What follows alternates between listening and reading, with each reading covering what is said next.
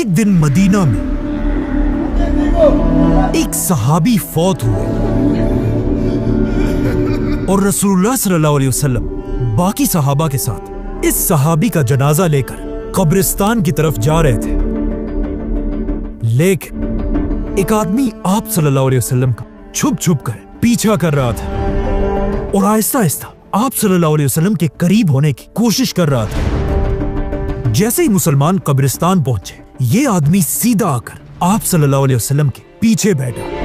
लेकिन अचानक आप सल्लल्लाहु अलैहि वसल्लम समझ गए कि ये आदमी चाहता क्या है और आप सल्लल्लाहु अलैहि वसल्लम ने अपनी कमर से चादर हटा दी।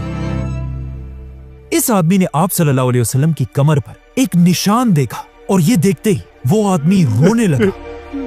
ये देखकर सब मुसलमान हैरान थे कि ये हो क्या रहा है। इसीलिए आप सल्लल्लाहु अलैहि वसल्लम ने इस आदमी से पूछा कि बताओ तुम कौन हो और तुम्हारी कहानी क्या है। उस आदमी ने अपनी कहानी शुरू की और कहा, मैं मदीना में एक यहूदी का आम सा गुलाम हूं, लेकिन मैं हमेशा से ऐसा गुलाम नहीं था, बल्कि मेरा ताल्लुक दुनिया की सुपर पावर पर्शियन एम्पायर से।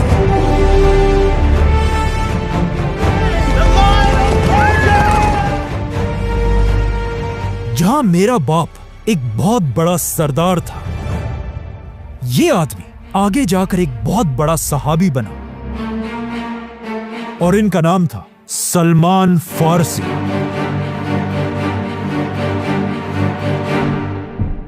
हजरत सलमान फारसी पर्शियन एम्पायर के एक सरदार के घर में पैदा हुए, इसीलिए उन्होंने बचपन से कोई काम नहीं किया था और एक शहजादे की तरह अपनी जिंदगी गुजारते थे, जहां वो सारा दिन अपने खुदा आग की इबादत किया करते थे। क्योंकि उस जमाने में पर्शियन एम्पायर का रिलीजन ज़ोरास्ट्रियन था, जिसमें लोग आग को पूजते हैं। इसीलिए हजरत सलमान फारसी भी इसी आग की इबादत करते थे। जब सलमान फारसी जवान हुए, एक दिन उनके बाप ने उन्हें घर से बाहर किसी काम पे भेजा। रास्ते में उन्हें एक बिल्डिंग नजर आई और उस बिल्डिंग से कुछ अजीब आवाजें आ रही थी। जब वो इस बिल्डिंग के अंदर गए, उन्होंने देखा कि कुछ क्रिश्चियंस अपने खुदा की इबादत कर रहे थे। हजरत सलमान को उनकी आवाज और इबादत करने का तरीका बहुत पसंद आया। उन्होंने अपना सारा दिन इसी चर्च में गुजारा और यहीं पर उन्होंने अपना रिलीजन छोड़कर क्रिश्चियनिटी कबूल की। और वो इतना इंप्रेस हुए कि उन्होंने इन क्रिश्चियन से कहा कि मुझे बताओ ये रिलीजन आया कहां से है। उन क्रिश्चियंस ने हजरत सलमान फारसी से कहा कि अगर आपने सही क्रिश्चियनिटी सीखनी है तो आपको पर्शियन एम्पायर छोड़कर रोमन एम्पायर की तरफ जाना होगा।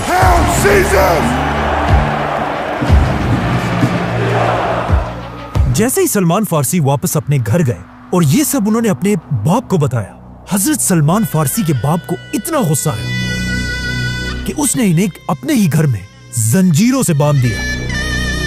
लेकिन सलमान फारसी अपना माइंड बना चुके थे। उन्होंने किसी तरह इन जंजीरों से अपने आप को छुड़ाया और अपने घर से भागकर पर्शियन एम्पायर को छोड़कर रोमन एम्पायर की तरफ चले गए और वहां पहुंचते ही सबसे बड़े क्रिश्चियन आलिम के स्टूडेंट बने। लेकिन कुछ ही अरसे बाद उन्हें समझ आ गई कि ये आलिम एक करप्ट आलिम है, जो दीन के नाम पर लोगों से चंदे जमा करता है और इन चंदों से अपने खजाने भरता है। कुछ ही अरसे बाद जब ये आलिम मर गया और लोग जमा होकर उन्हें बहुत इज्जत से दफना रहे थे, हजरत सलमान ने उस आलिम के सारे खजाने लोगों के सामने खोल दिए और इस आलिम को सबके सामने एक्सपोज कर दिया। ये देखकर लोगों ने उस आलिम को दफनाने के बजाय एक खंबे पर लटका दिया और उसे पत्थरों से मारने लगे। इस करप्ट आलिम की जगह अब एक नया स्कॉलर आया, जिसके बारे में हजरत सलमान फारसी कहते हैं कि वो वाकई में एक बहुत ही नेक स्कॉलर था। लेकिन जब बहुत अरसे बाद ये आलिम भी अपने डेथ बेड पर था, हजरत सलमान फारसी उनके पास गए और उनसे कहा, मुझे एक ऐसे आलिम के बारे में बताएं जो आपकी तरह एक नेक आदमी है। हजरत सलमान के टीचर ने उन्हें इराक में एक बहुत बड़े आलिम का बताया, जिसके बाद वो सीधा शाम को छोड़कर इराक की तरफ रवाना हुए और उस नए आलिम के साथ रहने लगे। जैसे ये आलिम भी मरने के करीब हुए, हजरत सलमान ने उनसे भी सेम क्वेश्चन पूछा और उन्होंने हजरत सलमान को तुर्की में एक और आलिम की तरफ रवाना किया। तो अब हजरत सलमान तुर्की में रहने लगे और जब ये स्कॉलर भी मरने के करीब पहुंचा, उन्होंने हजरत सलमान को तुर्की में एक और आलिम की तरफ रवाना किया। एंड ऑफ कोर्स कुछ अरसे बाद जब ये आलिम भी मरने लगा तो हजरत सलमान ने फिर इस आलिम से भी पूछा कि मुझे किसी बड़े आलिम की तरफ भेजें, लेकिन इस आलिम ने उन्हें कहा कि नहीं, मेरे बाद अब पूरी दुनिया में हमारे रिलीजन का कोई भी बड़ा आलिम नहीं रहा, क्योंकि हजरत सलमान के ये टीचर्स नेस्टोरियन क्रिश्चियंस थे, जो उस जमाने के बाकी क्रिश्चियंस से बिल्कुल डिफरेंट थे, क्योंकि दुनिया के बाकी सारे क्रिश्चियंस ईसा अलैहिस्सलाम को अपना खुदा मानते थे, लेकिन ये क्रिश्चियंस उन्हें सिर्फ एक इंसान समझते थे। बाकी सारे क्रिश्चियंस मरियम अलैहिस्सलाम को मदर ऑफ गॉड कहते थे, मतलब खुदा की माँ, लेकिन नेस्टोरियन क्रिश्चियंस मरियम अलैहिस्सलाम को सिर्फ जीसस, एक इंसान की माँ समझते थे, जो बिल्कुल मुसलमानों के बिलीफ के साथ मिलता जुलता है। इसीलिए उस स्कॉलर ने हजरत सलमान से कहा कि अब बाकी सारे क्रिश्चियंस को छोड़ो, क्योंकि वक्त आ चुका है दुनिया में एक नए पैगंबर के आने का, और मैं तुम्हें उस पैगंबर की निशानियां बताता हूं। वो पैगंबर इब्राहीम अलैहिस्सलाम के रिलीजन पर होगा और वो अरब की जमीन पर पैदा होंगे। वो एक ऐसी जगह की तरफ हिजरत करेंगे जहां बहुत सारे खजूर के दरख्त होंगे, और ये इलाका 2 वोल्केनिक पहाड़ों के दरमियान होगा। वो पैगंबर कभी भी किसी से चैरिटी नहीं लेंगे, लेकिन अगर कोई उन्हें गिफ्ट दे उसे वो एक्सेप्ट करेंगे, और उनकी पीठ पर नबूवत का एक यूनिक निशान होगा। और ये सब कहने के बाद वो स्कॉलर फौत हो गया। लेकिन ये निशानियां सुनते ही हजरत सलमान ने अपना सारा सामान बांध दिया और किसी तरह तुर्की से अरब जाने की प्लानिंग करने लगे। आखिर उन्हें दूर से एक अरब काफिला नजर आया। हजरत सलमान ने इन काफिले वालों से कहा कि अगर तुम लोग मुझे अरब तक ले जाओ तो मैं इसके बदले में तुम्हें अपनी बकरियां और गाय दे दूंगा। उन्होंने कहा ठीक है, और इस तरह हजरत सलमान फारसी दुनिया के आखिरी पैगंबर की तलाश में अरब की तरफ रवाना हुए। लेकिन जैसे ये काफिला अरब की जमीन पर पहुंचा, इस काफिले के धोखेबाज लोगों ने हजरत सलमान फारसी को पकड़कर उन्हें बाजार में एक गुलाम की तरह बेच दिया। सलमान फारसी को खरीदने वाला एक यहूदी आदमी था, जो उन्हें खरीदकर सीधा अपने घर लेकर आया, और हजरत सलमान फारसी के सारे प्लान्स टूट गए।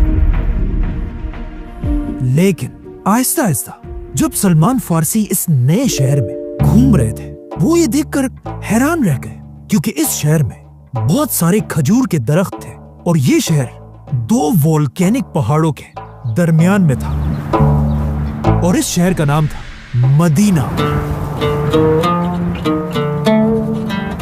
इसीलिए सलमान फारसी मदीना के हर कोने में जाकर उस पैगंबर को ढूंढने लगे। लेकिन मसला यह था कि यहां कोई भी पैगंबर नहीं था। तो अब सलमान फारसी अपने यहूदी मालिक के घर में उस पैगंबर का इंतजार करने लगे, और अचानक एक दिन हजरत सलमान फारसी जब उस यहूदी के बाग में एक दरख्त पर चढ़े हुए थे और नीचे उनका मालिक खड़ा था, अचानक उनके मालिक का एक दोस्त बहुत गुस्से में आया और उस यहूदी से कहने लगा कि मदीना के लोग तो पागल हो गए, ये एक ऐसे आदमी के पीछे जा रहे हैं जो अपने आप को एक पैगंबर कहता है, बल्कि वो आज ही मक्का से मदीना पहुंचा। अब ये बात सुनकर सलमान फारसी रज़ियल्लाहु अन्हु खुद कहते हैं कि जब मैंने दरख्त के ऊपर ये सब कुछ सुना तो मेरी हालत ऐसी हो गई कि मुझे डर लगा कहीं मैं बेहोश होकर अपने इस मालिक के सर पर ही ना गिर जाऊं। लेकिन उन्होंने अपने आप को कंट्रोल किया और दरख्त से जल्दी जल्दी नीचे उतरकर उस आदमी के पास गए और कहा कि ये तुम क्या कह रहे हो। हजरत सलमान की ये एक्साइटमेंट देखकर उनके यहूदी मालिक को गुस्सा आया। उन्होंने हजरत सलमान को जोर से मुक्का मारा और कहा, ऐ गुलाम, तुम्हारा इससे क्या लेना देना, जाओ अपना काम करो। लेकिन सलमान फारसी रज़ियल्लाहु अन्हु को समझ आ गई थी कि यही वो पैगंबर है जिसका मुझे मेरे टीचर ने बताया था। लेकिन अब भी कुछ निशानियां बाकी थी।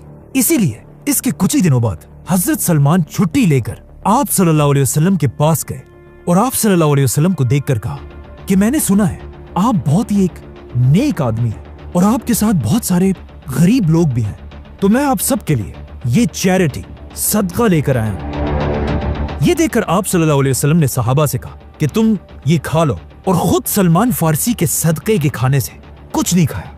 जिस पर सलमान फारसी ने अपने दिल में कहा कि चलो एक निशानी तो पूरी हो गई। अब यहाँ पर एक बहुत ही इंटरेस्टिंग क्वेश्चन है कि आखिर आप सल्लल्लाहु अलैहि वसल्लम सदका क्यों नहीं लेते थे? क्योंकि कुछ स्कॉलर्स समझते हैं अगर आप सल्लल्लाहु अलैहि वसल्लम सदका एक्सेप्ट कर लेते तो फिर ऑफ कोर्स हर आदमी अपना सारा सदका सिर्फ और सिर्फ आप सल्लल्लाहु अलैहि वसल्लम और उनके खानदान को देता और बाकी सहाबा को कोई कुछ ना देता। इसीलिए आप सल्लल्लाहु अलैहि वसल्लम और उनका खानदान कभी भी किसी से चैरिटी नहीं लेता था। तो आप सलमान फारसी वापस अपने घर आए और कुछ दिनों बाद कुछ और चीजें जमा करके दोबारा आप सल्लल्लाहु अलैहि वसल्लम के पास गए और फिर उनके सामने खाने की चीजें रखी, लेकिन इस बार उन्होंने कहा यह सदका नहीं बल्कि गिफ्ट है। तो ये सुनकर आप सल्लल्लाहु अलैहि वसल्लम ने हजरत सलमान के गिफ्ट को बाकियों को भी खिलाया और खुद भी खाया, और सलमान फारसी ने सोचा कि दूसरी निशानी भी पूरी हो गई। अब सिर्फ एक ही निशानी रहती थी,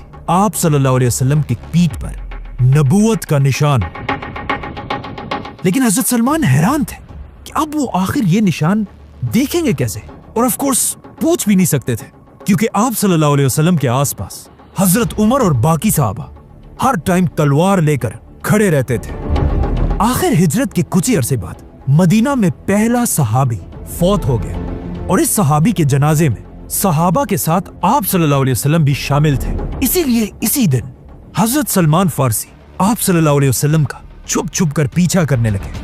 लेकिन जैसे ही वो आप सल्लल्लाहु अलैहि वसल्लम के करीब पहुंचे, आप सल्लल्लाहु अलैहि वसल्लम ने खुद ही अपनी कमर से चादर हटा दी और सलमान फारसी रज़ियल्लाहु अन्हु ने देखा कि आप सल्लल्लाहु अलैहि वसल्लम की पीठ पर वही निशान था जिसका उनके टीचर ने उन्हें बताया था। और ये देखकर हजरत सलमान फारसी रोने लगे और इसी कब्रिस्तान में सलमान फारसी रज़ियल्लाहु अन्हु ने अपनी पूरी कहानी आप सल्लल्लाहु अलैहि वसल्लम को सुनाई। वो सलमान फारसी जो किसी जमाने में आग की इबादत किया करता था, उसके बाद एक बहुत बड़ा क्रिश्चियन स्कॉलर बना और अब उन्होंने फाइनली इस्लाम कबूल कर लिया। लेकिन जैसे ही उन्होंने इस्लाम कबूल की, उसके कुछ ही अरसे बाद इस्लाम की पहली जंग का वक्त आया, जंगे बदर।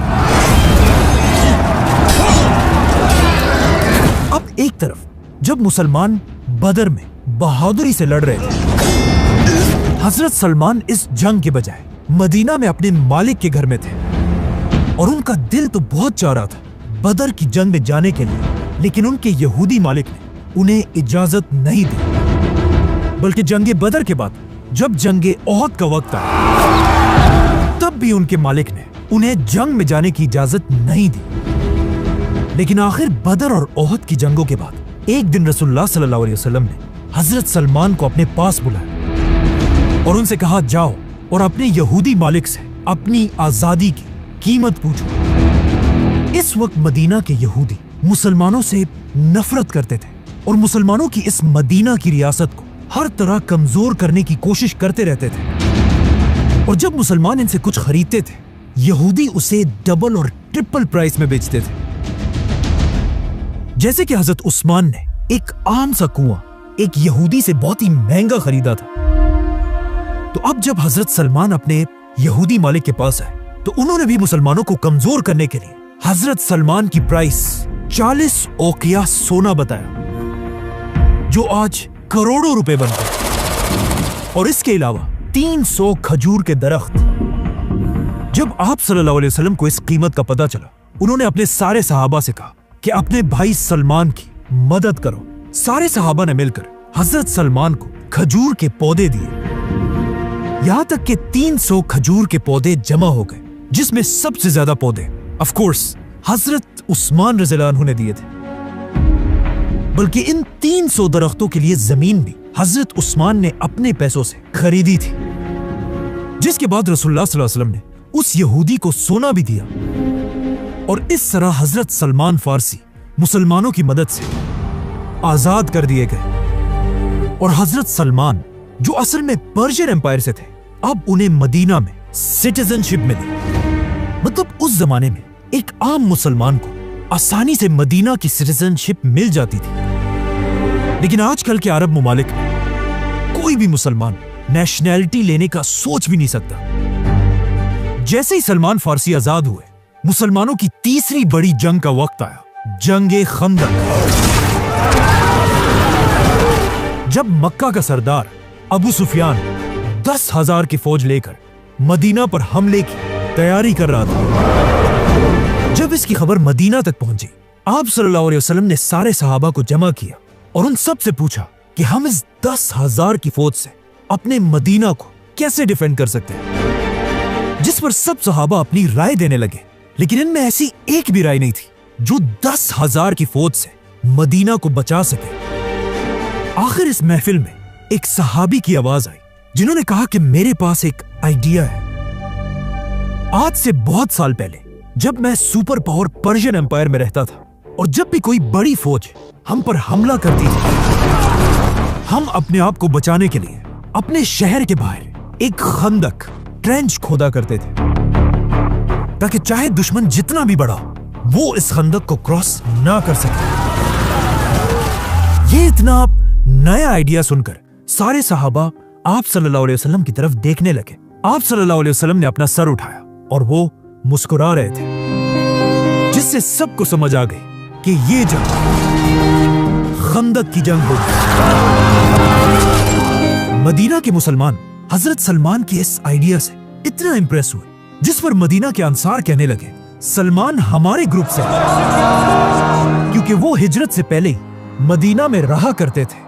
लेकिन मदीना के मुहाजिरीन ने कहा कि नहीं, सलमान हम सबसे पहले ही पर्शियन एम्पायर से हिजरत करके मदीना आया था, मतलब वो हम मुहाजिरीन में से है। जिस पर रसूलुल्लाह सल्लल्लाहु अलैहि वसल्लम ने फरमाया कि सलमान ना अंसार से है और ना मुहाजिरीन से, बल्कि सलमान हमारे अहले बैत से है। ये सुनकर हजरत सलमान फारसी बहुत खुश हुए, क्योंकि कुछ अरसा पहले वो मदीना के एक आम से गुलाम थे और अब आप सल्लल्लाहु अलैहि वसल्लम ने अपनी ही फैमिली का हिस्सा बना दिया था। जिसके बाद सलमान फारसी रज़ियल्लाहु अन्हु के आइडिया से मुसलमान जंगे खंदक जीत गए। इसी जंग में आप सल्लल्लाहु अलैहि वसल्लम ने हजरत सलमान फारसी से यह भी फरमाया कि जब मुसलमान तुम्हारे इलाके पर्शियन एम्पायर को फतह करेंगे, तुम भी मुसलमानों की उसी फौज में शामिल हो।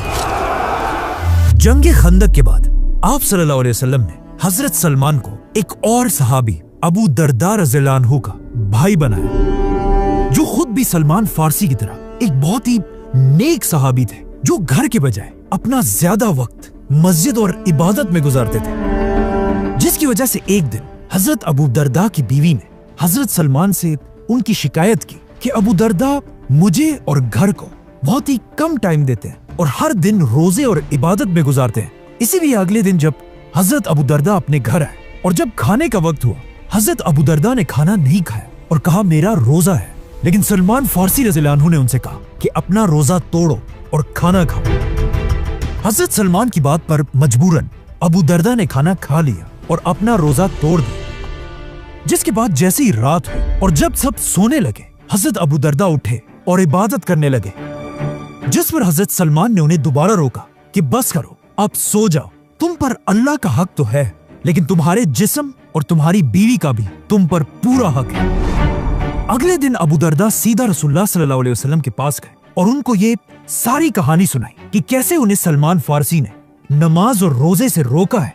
लेकिन आप सल्लल्लाहु अलैहि वसल्लम ने भी अबू दरदा से कहा कि सलमान ने बिल्कुल सच कहा है। हजरत सलमान की इसी जहानत की वजह से हजरत अली रज़ियल्लाहु अन्हु उन्हें अपने दौर का लुकमान हकीम कहते थे और रसूलुल्लाह सल्लल्लाहु अलैहि वसल्लम ने भी हजरत सलमान को अपने क्लोज एडवाइजर्स में से बनाया था। बल्कि जब रसूलुल्लाह सल्लल्लाहु अलैहि वसल्लम पहली बार दुनिया के सारे बादशाहों की तरफ लेटर्स भेजकर उन्हें इस्लाम की दावत दे रहे थे, उस वक्त के पर्शियन बादशाह खुसरो की तरफ लेटर भी हजरत सलमान ने ही लिखा था। बल्कि हजरत सलमान फारसी ने आप सल्लल्लाहु अलैहि वसल्लम की जिंदगी में ही पहली बार कुरान फारसी जबान में लिखना शुरू किया था। और इस तरह हजरत सलमान फारसी रज़ियल्लाहु अन्हु आप सल्लल्लाहु अलैहि वसल्लम के आखिरी दिन तक उनके सबसे करीबी दोस्तों में से रहे। बल्कि सिर्फ यहां तक नहीं, आप सल्लल्लाहु अलैहि वसल्लम की वफात के बाद भी हजरत सलमान खिलाफत के सबसे बड़े जनरल्स में से थे। यहां तक कि जब हजरत उमर मुसलमानों के खलीफा बने रसूलुल्लाह सल्लल्लाहु अलैहि वसल्लम की हदीस पूरी होने का टाइम आ चुका था, क्योंकि हजरत उमर ने जब पर्शियन एम्पायर के कैपिटल पर हमला करने का फैसला किया, उन्होंने हजरत सलमान फारसी को भी इसी फौज में जाने का हुक्म दिया। तो अब सलमान फारसी रज़ियल्लाहु अन्हु, जो इससे बहुत साल पहले पर्शियन एम्पायर को छोड़कर मदीना की तरफ आए थे, अब मदीना की फौज का जनरल बनकर वापस पर्शियन एम्पायर की तरफ रवाना हुए। बल्कि कहा जाता है, जब भी मुसलमान पर्शियन एम्पायर के किसी किले को फतह करने जाते थे, पहले उस किले के लोगों से हजरत सलमान फारसी उन्हीं की जबान में बात किया करते थे और उन्हें कहा करते थे कि अगर तुम भी इस्लाम कबूल करोगे तो मुसलमान तुम्हें उतनी इज्जत देंगे जितनी मुझे देते हैं, क्योंकि मुसलमानों की खिलाफत में हर मुसलमान की इज्जत सिर्फ इस्लाम से होती है, किसी रंग, कंट्री या नस्ल से नहीं। लेकिन जब उन्होंने सलमान फारसी की बात नहीं मानी, सलमान फारसी रज़ियल्लाहु अन्हु ने मुसलमानों की पूरी फौज के साथ पर्शियन एम्पायर के कैपिटल पर हमला किया और उसे फतह कर लिया, जिसके बाद हजरत उमर ने हजरत सलमान को पूरी पर्शियन एम्पायर के कैपिटल का गवर्नर बना दिया, जहां उनकी तनख्वाह 5000 गोल्ड कॉइन्स थी। लेकिन वो अपनी इस पूरी तनख्वाह को हमेशा गरीबों में बांट दिया करते थे। और इतनी ताकत मिलने के बाद भी हजरत सलमान के पास अपना घर भी नहीं था। अब हजरत सलमान की उम्र भी बहुत ज्यादा हो चुकी थी, लेकिन फिर भी वो इंसाफ के लिए पूरी खिलाफत में किसी से नहीं डरते थे। यहां तक कि एक दिन मदीना में हजरत उमर सारे मुसलमानों को जमा करके उनके सामने खुतबे के लिए खड़े हुए।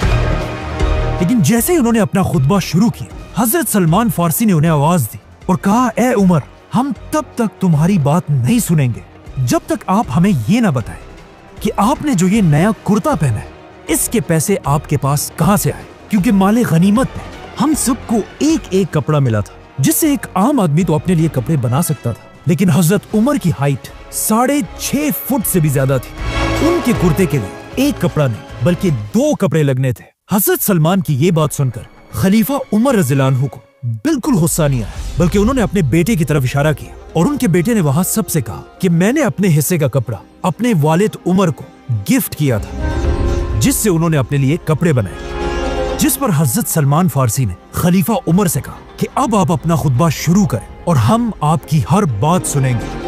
और आखिर हजरत उस्मान रज़ियल्लाहु अन्हु की खिलाफत में हजरत सलमान फारसी उसी पर्शियन एम्पायर में जहां वो पैदा हुए थे बीमार पड़ गए और अपनी जिंदगी के आखिरी दिन उन्होंने अपनी बीवी को अपने पास बुलाया और कहा, मेरी बेड के चारों तरफ एक अच्छी सी परफ्यूम डाल दो और जाकर घर के सारे दरवाजे खोल दो, क्योंकि मेरे पास कुछ बहुत ही इंपॉर्टेंट मेहमान आने वाले हैं, फरिश्ते। इस तरह सलमान फारसी, जो किसी जमाने में पर्शियन एम्पायर को छोड़कर छुप कर भागे थे, अब उसी पर्शियन एम्पायर के गवर्नर बनकर दुनिया से चले गए। सब्सक्राइब